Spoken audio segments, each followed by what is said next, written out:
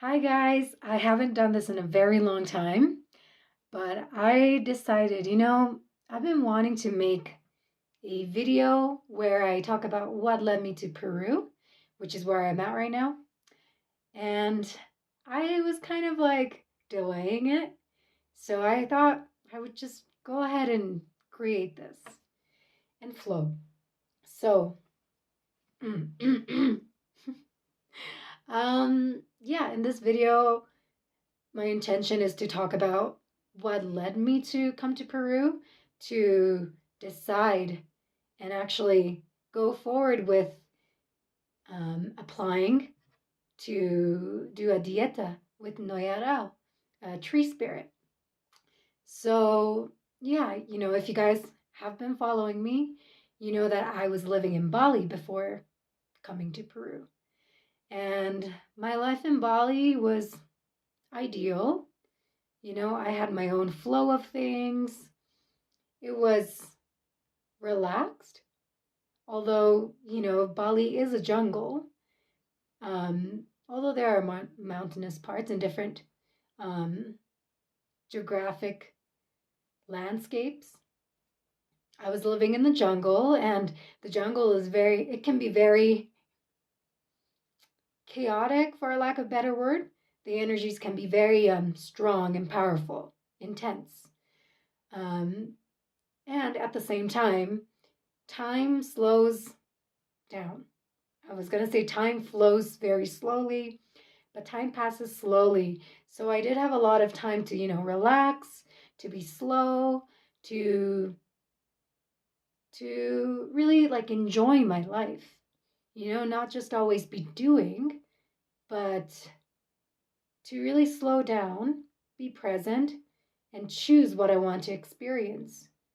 And in a way, I think that lifestyle that I had in Bali, that kind of tempo I had, and the way I lived, set me up to be here and to continue living that way. But yeah, I had everything. I was meeting new people. I was being introduced to communities. Um, I had my favorite places, my go tos, whether it was cafes, in nature, cool stores, like places to go to. I loved riding on motorbikes, just going out for a spin anytime. Um, I had a one bedroom villa with a beautiful kitchen, a nice bath, because baths are very important to me.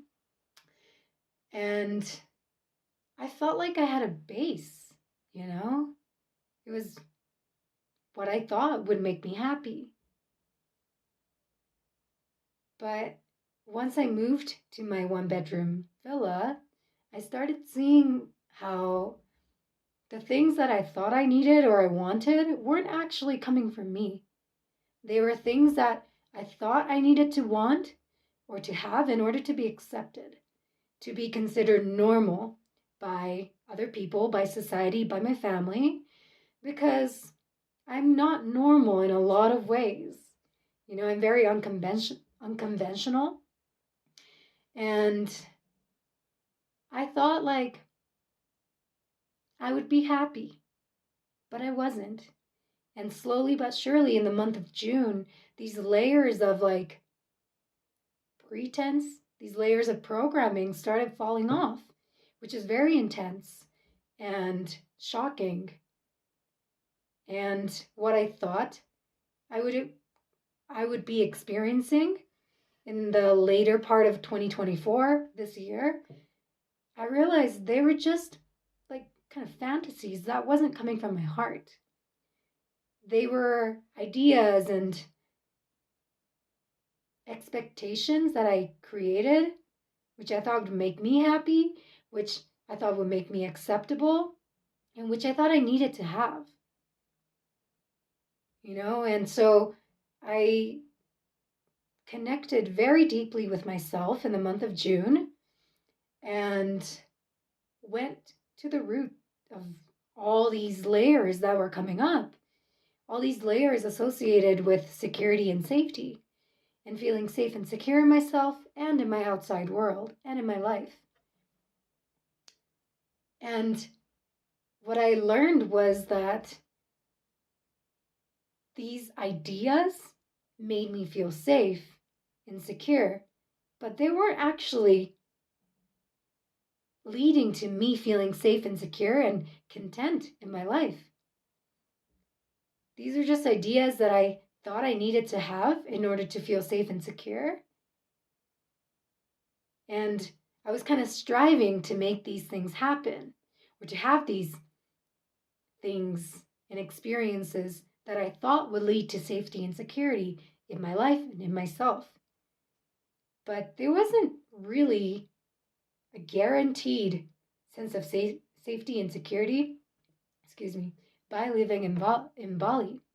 Like, I thought there's a part of me that really thought and was clinging to the idea that if I stay in Bali, then it's going to lead to like an income, because I have projects that I was going to launch and ideas that I was going to put forward.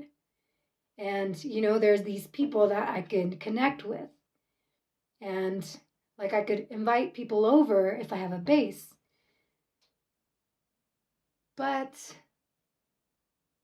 I remember sitting in a rice field and looking at ducks and being like, is this really making me feel safe and secure? And is this real safety and security? And the answer was a clear no.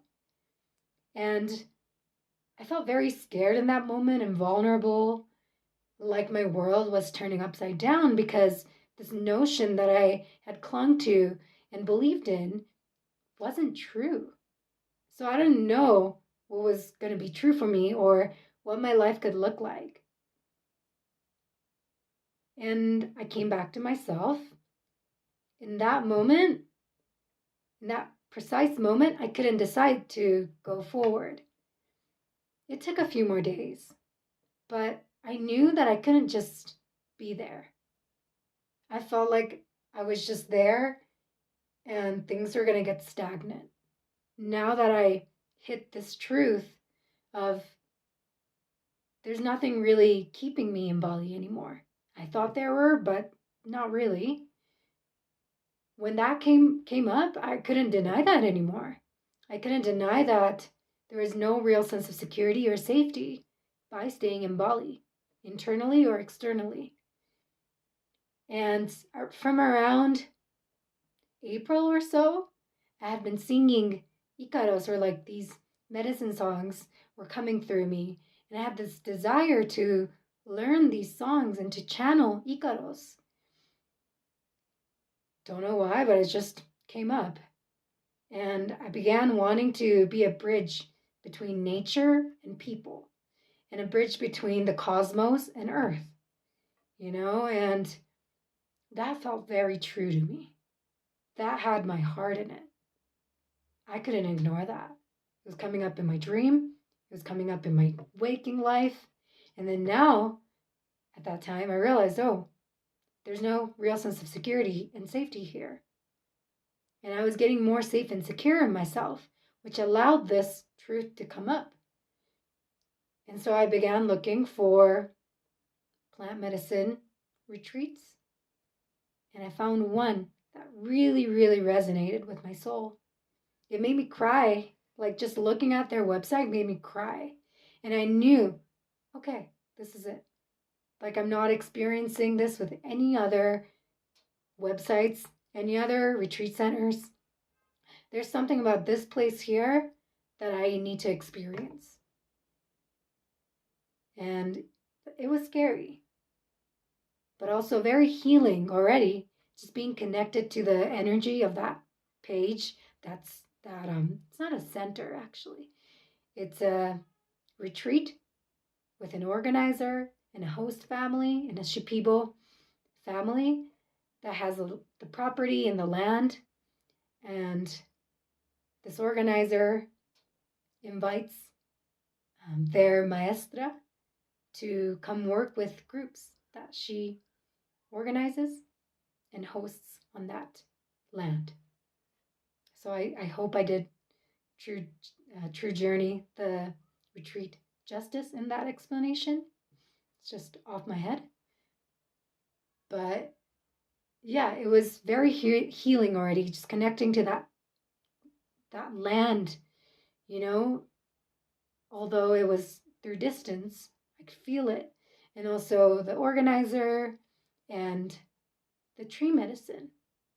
And it was this tree. There was something about it that had been calling me from April or so, Noya Rao. And I'll go deeper into that in another video. But yeah, I just couldn't deny that I had this strong feeling to go to Peru.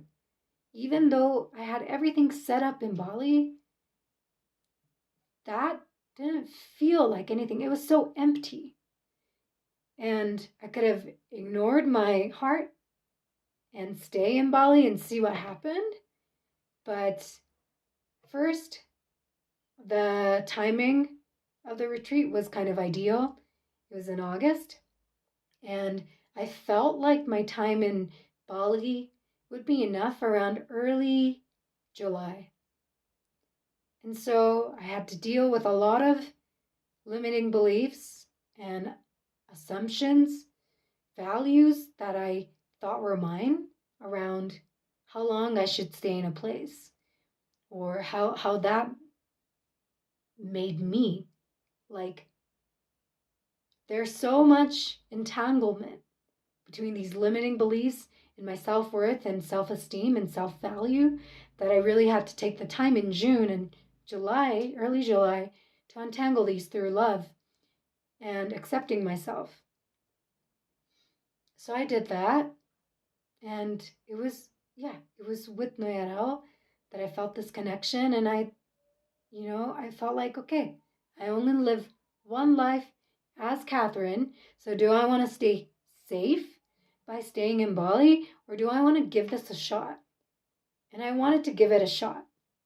And I felt that Mother Earth and Spirit would really look after me as I go on this new journey. And I felt their love and support in guiding me and directing me to this new experience, into this new world, like, which is so unknown. I don't know what could happen. I don't know what happens after that. I have nothing prepared. And yet it felt so right. And I feel like that's how I'm actually capable, and that's how life feels right for me to live. But I was living so safely by having all these plans about what I should be doing and, what happens after this, I do this. But this year, I'm letting myself just go with the unknown and be guided.